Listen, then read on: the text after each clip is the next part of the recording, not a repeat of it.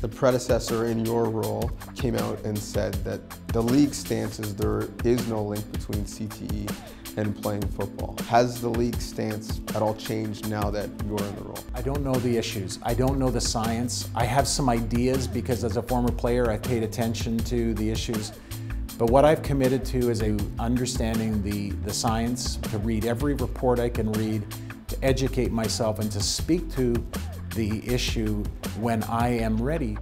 Educating myself on the broader medical issues is something that's going to take time because, again, it's not my natural habitat. So surely the board members made their position known. Given that you're not deep into the research, is that something that you'd like to move them off of? Like everything, you want to move to the truth. You want to be intellectually curious. I will be bound by my own conclusion.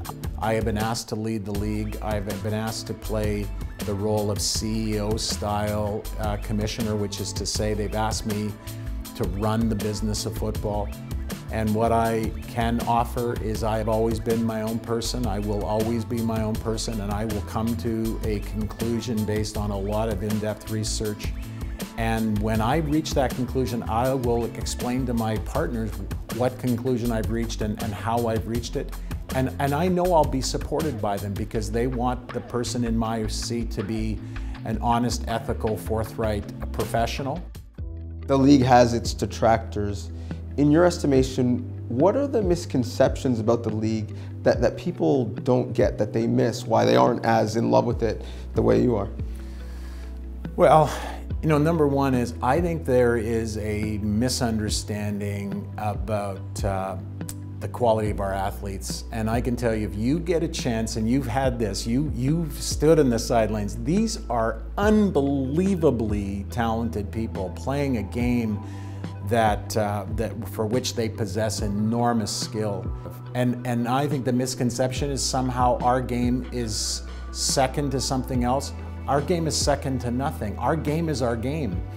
And you know, as a Canadian, this is, you know, part of what gets me excited.